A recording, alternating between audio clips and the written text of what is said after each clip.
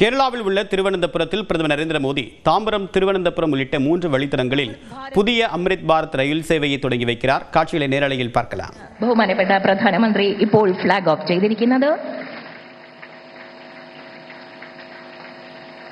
விவரங்களுடன் நிகரானுடைய சிறப்பு செய்தியாளர் சுசித்ரா, விவரம் என்ன? எந்தெந்த மார்க்கத்தில் இந்த ரயில் பயணிக்க இருக்கு? இது 3 அம்ரித் பாரத் ரயில் சேவைகளை தற்பொழுது பிரதமர் மோடி துவங்கி வைத்துள்ளார். குறிப்பாக கேரளாவிற்கு சென்றுள்ள அவர் அங்கிருந்து தற்பொழுது திருவனந்தபுரம், தாம்பரம், திருவனந்தபுரம், ஹைதராபாத் மற்றும் நாகர்கோவில், மங்களூரு வழித்தடத்தில் செல்ல பயணிக்கக்கூடிய அம்ரித் பாரத் ரயில் சேவைகளை தற்பொழுது அதிகாரப்பூர்வமாக கொடியசைத்து துவங்கி வைத்தது குறிப்பிடத்தக்கது. அது மட்டுமல்லாமல் குருவாயூர், திருச்சூர் வரை செல்லும் பயணிகள் ரயில் சேவையும் இதோடு சேர்த்து அவர் தொடங்கி வைத்துள்ளார்.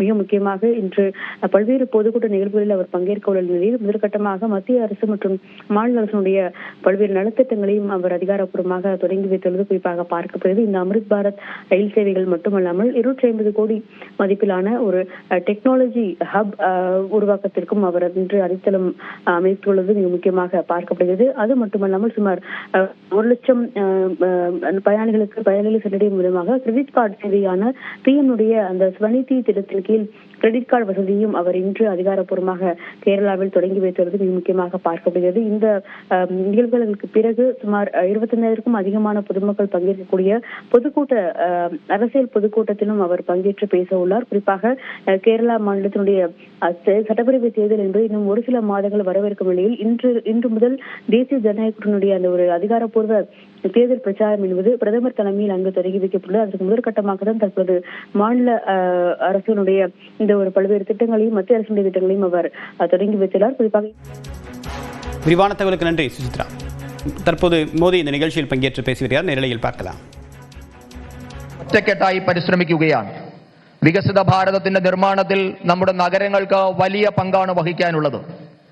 കഴിഞ്ഞ 11 വർഷമായി രാജ്യത്തെ നഗരങ്ങളുടെ അടിസ്ഥാന സൗകര്യ വികസനത്തിനായി കേന്ദ്ര സർക്കാർ വൻതോതിലുള്ള നിക്ഷേപമാണ് നടത്തിവരുന്നത്.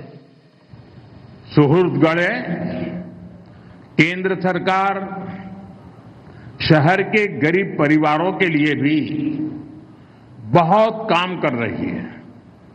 पीएम आवास योजना के तहत देश में 4 करोड़ से अधिक घर बनाकर गरीबों